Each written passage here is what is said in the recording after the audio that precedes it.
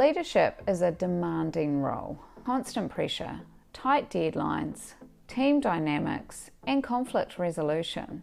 It is a constant balancing act, and unmanaged stress can project chaos and anxiety, really hindering your ability to lead and manage other people really effectively. Today, I'm sharing some stress management tips that have helped me cope in my 17 years of leadership. First up, just like the flight safety video, put on your oxygen mask first. This is about ensuring you actually have the capacity and mindset to tackle the challenge of leadership. And this means prioritizing your own well-being first. What works for me is prioritizing when I exercise, which I do first thing in the morning before anyone else gets up. This means I also have to prioritize when I go to bed, because if I go to bed too late at night time, I can't get up early in the morning.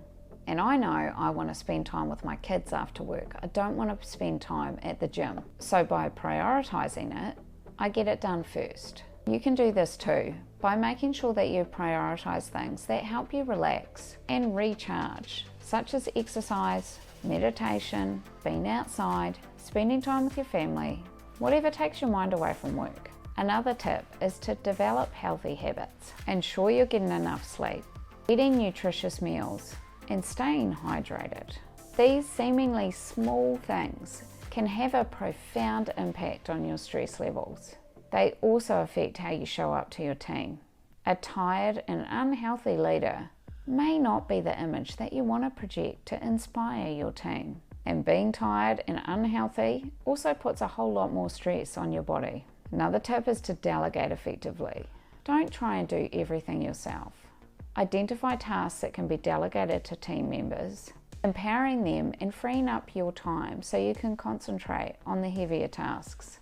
Leaders will often fall into the trap of trying to do absolutely everything themselves, particularly if you're under pressure and want to get things done quickly. Resist the urge. Effectively prioritize tasks, delegate responsibilities, and empower your team. I use my diary to schedule tasks in blocks of time. This removes that mental checklist of things that I need to get done, and therefore reduces my stress. I schedule tasks a few days ahead of when they're actually due so that I know I have time to get them done. I found my calendar a really useful tool for this.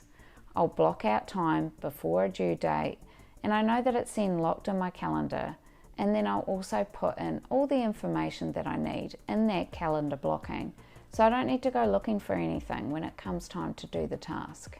I have also found that trying to do everything myself and not delegating is actually not that helpful for my team. Trusting your team, giving them autonomy and the support that they need, increases their feeling of contribution and value.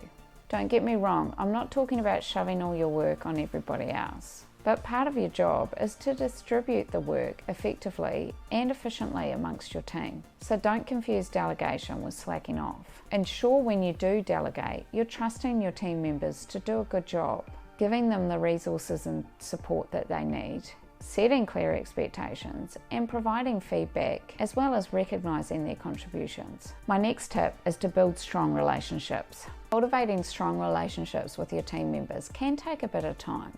It includes that active listening that we talked about earlier, as well as some empathy and compassion. You can't pretend to be genuinely concerned about their well-being if you're not. It isn't a tick box exercise, and everyone can see through the disingenuous leader, which can really damage your reputation. Foster an environment of open communication where team members feel comfortable coming to you with any concerns. All of this helps build a team environment and foster positive relationships amongst your team, which also helps reduce your stress. Now, for those of you who are new to my channel, my name is Nikki, and I've been a leader for over 17 years, going from leading just 2 people to leading leaders of large teams. And these strategies have been instrumental in helping me build my leadership, so make sure you subscribe for some more leadership tips. And another one of those tips is learning to say no. It is actually okay to decline requests that are beyond your capacity or that don't align with your priorities. Politely and assertively decline requests if necessary. It can be a challenge if your default is to want to say yes and help others. But check out the video linked on your screen if you think you fall into the nice category of leader, as being too nice can actually hold you back in leadership. Learn to prioritize tasks and what you need to say no to, and set really clear boundaries. This applies to your work and personal life, making sure that you don't blur the lines between saying yes because you think you have to, and then having to say no to your family or extra time at home with them. It is okay to say no and disconnect. Schedule designated time for recharging. Consider flexible work arrangements too, if it's possible, as this can help maximize your personal time as you reduce your commute. Short, focused work periods can also be more productive than really long, dragged out days where you never take a break. Now, another tip to help reduce your stress is not to take it all that seriously. A sense of humour can help really diffuse tense situations, and also helps foster a more positive work environment. Remember that leadership is not about being serious all the time. It's about being authentic and approachable. A stressed leader creates a stressed environment. Prioritise managing your stress so you can navigate the challenges of leadership with greater calm and confidence, hopefully leading to a more productive and harmonious team. And thanks very much for watching.